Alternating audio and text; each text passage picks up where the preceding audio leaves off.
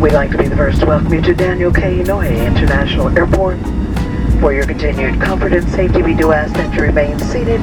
Seatbelt securely fastened, carry-on luggage towed to the aircraft is parked at the gate. The captain has turned off the fasten seatbelt sign. Please use caution when opening the overhead bins. Items do have a tendency to shift on landing. This will prevent injury to yourselves and those seated around you. Oh, I'm probably so ashy. So hey you guys, Kim here, and we made it to Hawaii. I am super excited, but I am exhausted. Today was like basically a 30-hour day for me, and really longer because I did not go to sleep last night. I was working on cleaning my house and getting packed and just making sure everything was ready. So I didn't end up going to sleep.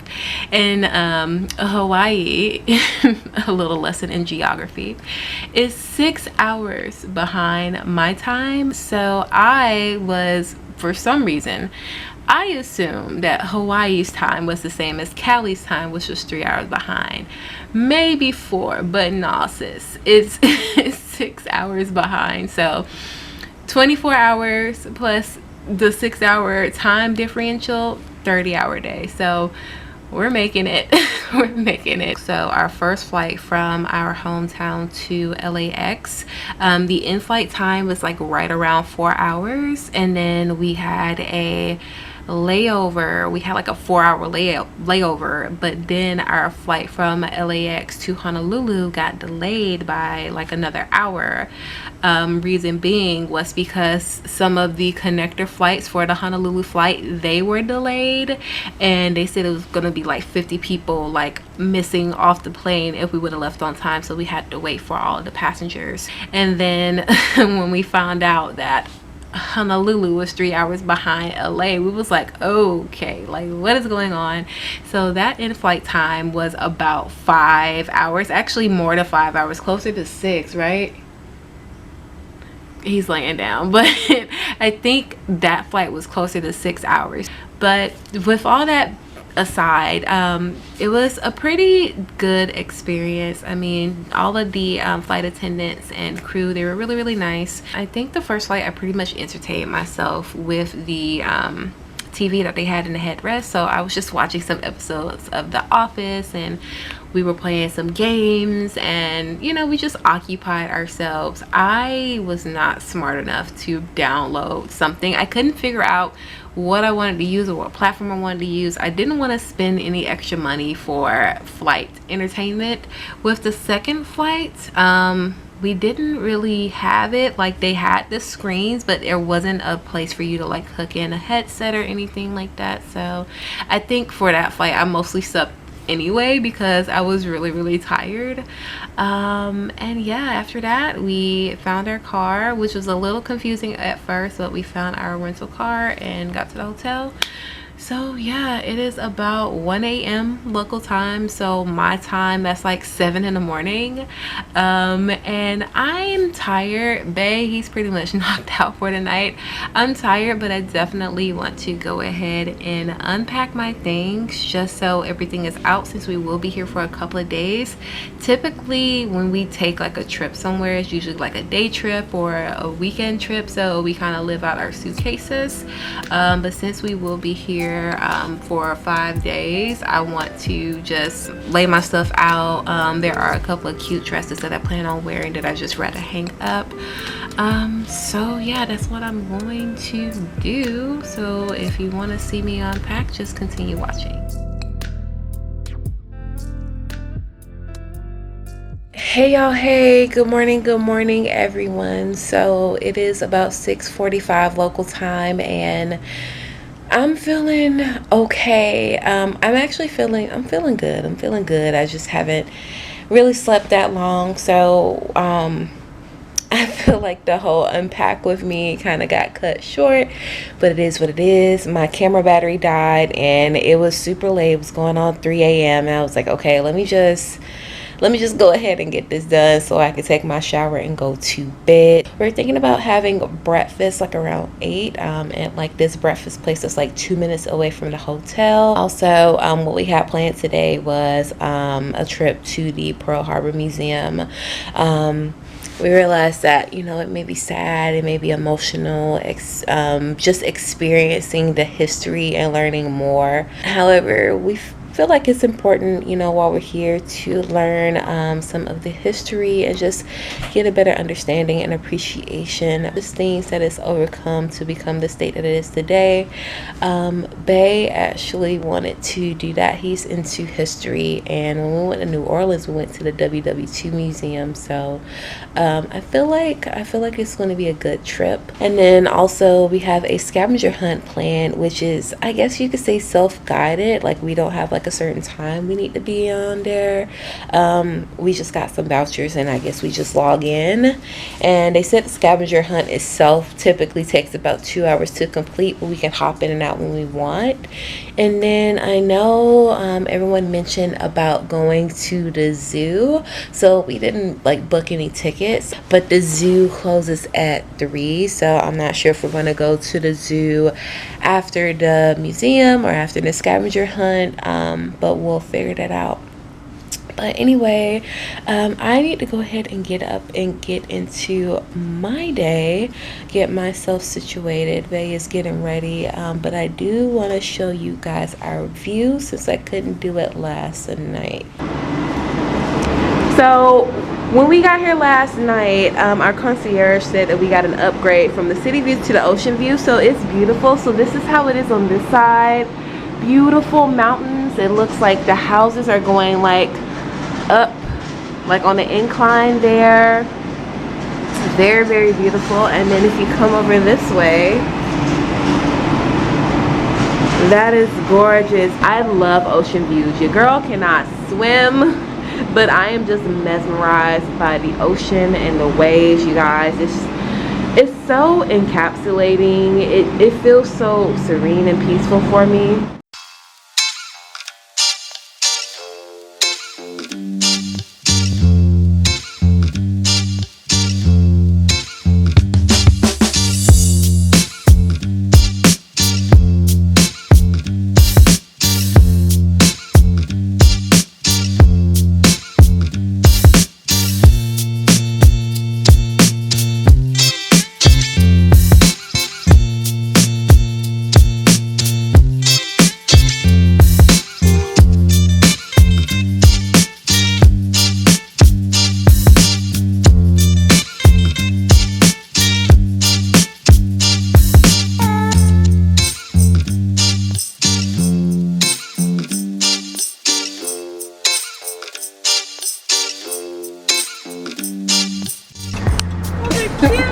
They're cute, but I don't trust them. Oh, your go-kart, my friend.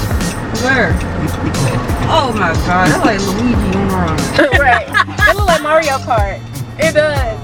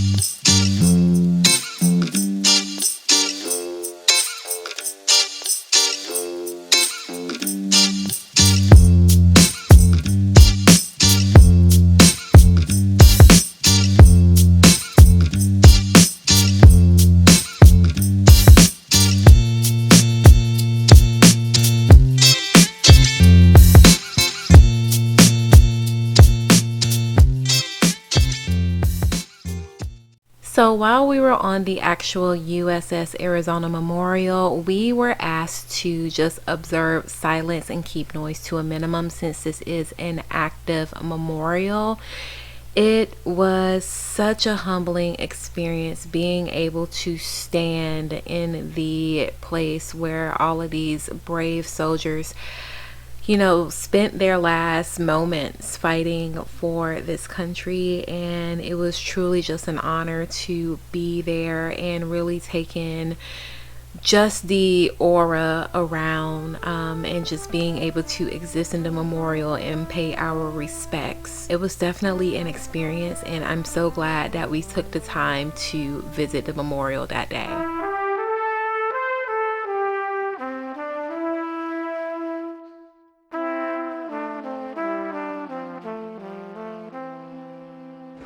Oh wow, they just popped me somewhere. Okay, so the next experience is loaded for me, the underwater one. Wow. These are anchors, or this is the bottom of the boat? This is, well, I'm underwater, so this is like the wreckage. So hey y'all, hey, just doing like a midday check-in. It is 4:12 local time. So basically what we did today, we ate breakfast at this place called Duke's. It was really good. It was like a buffet situation, and the price was really very reasonable. After that, we went to the Pearl Harbor Memorial. It was an experience. So the Groupon we purchased was basically like a audio narration tour and a virtual reality tour, and then we were able to go over to the actual Arizona Memorial. The audio tour that we got actually had some points to extend on that, because it's basically a shrine for all of the people that unfortunately lost their lives during that attack. So there wasn't a lot of guided talking during that portion, but since we got the narration, we were able to get just more context, and it was really solemn, you know, but we felt like it was definitely important to, I guess, pay our respects and, you know, just soak in that experience. But all in all, it was really nice. It was really nice, you know, just standing where those people stood and trying to imagine how things were back then, you know, obviously before the attack, you know, their life on the USS or Arizona, just thinking about all of their families and people that they left behind, and just really understanding the gravity that attack had on the history of Hawaii and ultimately the history of the world. You know, it was really good to experience. But after that, we did the virtual reality portion, which was about 15 minutes, and it was nice. We were able to see a virtual representation on how the ship was set up the day of the attack, and it was very interesting. So it was 3 portions. The first portion was the day of the attack. Basically, it went from the bow to the stern, or the stern to the bow, I'm not quite sure, but it went from one end of the ship to another. And then after that, it gave us a representation of how the wreckage looked underground after the attack.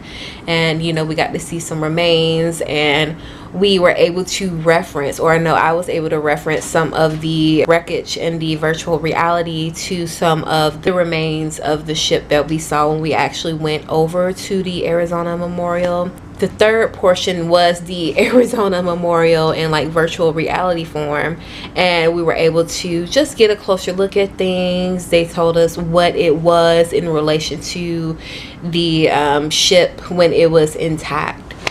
So yeah, I mean, it was just overall a really great experience, and we're just back now figuring out what we want to do for the rest of the day. We were thinking about going to the zoo, but the zoo closed so early and it just wasn't going to work out in our schedule, so we just picked up some supplies from Walmart. Right now everyone's just taking a break, recharging, getting off our feet for a little while, and, you know, getting ready for our evening. So just wanted to check in with you guys, and I will see you later on. So the next portion of our day got cut really short. We signed up to do a scavenger hunt. It was just really something last minute that I thought would be kind of fun to throw in, and it was really cheap. It was like $9 a person. What it was a self-guided scavenger hunt, and we were supposed to go to a specific location, log into the app, and then follow the clues to figure out just some local history. And it was fun because it encouraged us to talk to locals and just people who can help us with the answers. We learned a little bit about the Hawaiian alphabet and just some of the landmarks within the area, and it was really convenient to our hotel, so it was nice. But we got there super late because we were beat after going to the memorial because it was really hot, and being out in the sun kind of takes a lot out of you. So by the time we got to the scavenger hunt, it was getting dark. The whole thing ended at 8. So we got through maybe about 3 or 4 questions, but unfortunately had to pack it up early and get ready for dinner. This next clip is just the clue that me and my fiance's sister came about because we were trying our best to stick it out. Everybody else was like, I'm gonna take a rest, but I hope you guys will enjoy the little bit that I have recorded. Dynasty of the Hawaiian royal kingdom before they were colonized and stuff. Oh wow. Like, and then she tried to fight to get the throne back, given to her aunt. Alright, so sorry that got cut off. Like literally my camera died, but I pulled up the Wikipedia on the answer that we were talking about. So we were directed to a park, and it was talking about the Peacock Princess, and we had to learn more about her. So basically what my fiance's sister was basically reading, like her life story about how she came from royalty and like she moved away and then she moved back because her family has some drama with the throne. Wikipedia can explain it a lot better than I can. So if you guys are interested in a little bit more about the Peacock Princess, be sure to check out the description box. I will have a link to this page if you guys are interested. So for dinner, we went to the Tikis Grill Bar, and let me tell you guys, it was absolutely delicious. I had like this honey glazed chicken with Brussels sprouts and potato salad, and you guys, let me tell you, it was delicious. Like chef's kiss, like no lie. It was like really good. Like I would definitely go here again. It was really convenient to our hotel. In all honesty, we could have walked, but we ended up driving because we didn't know exactly how far away it was. And it was right on the beach. Unfortunately, there are no lights on the beach, so we couldn't see a thing, but we could hear the water and of course the people walking down below. The bar is set up where it's upstairs, so we had to go up some stairs, so it was just a really nice view, and we were able to sit right next to the balcony. But let me tell you guys, it was delicious. 10 out of 10 recommend. I got me a little drink and I love the fact that with the drink that I ordered, I was able to get a souvenir cup, which I do have at home right now. And we just really had a good time. We had great customer service. Shout out to you, Blake, for taking care of us. Blake was really nice. Like honestly, like we still talk about the amazing customer service that Blake provided us. Like Blake took our pictures. Blake made sure we always had our drinks. There was something messed up on our order and he fixed it right away, and also took off an appetizer that we got, and he was just absolutely amazing. Again, 10 out of 10 recommend, and we really just enjoyed ourselves. Overall, it was just a great environment. But I see that this vlog is running kind of long, so I am going to go ahead and hop off here. I just want to say thank you all so much for watching. I truly hope you guys enjoyed day 1 and 2. I guess this is technically just day 1 if you don't count the Monday of traveling, but you know, I hope you guys enjoyed, and I will be putting out more parts very soon. Don't forget to like, comment, and share this video. It really helps me and the channel out, more do you know. And feel free to subscribe and be sure to click that bell. That way you never miss an upload from me. Anyway, you guys, I'm hopping off here, and I will talk to you in the next video. Bye, guys.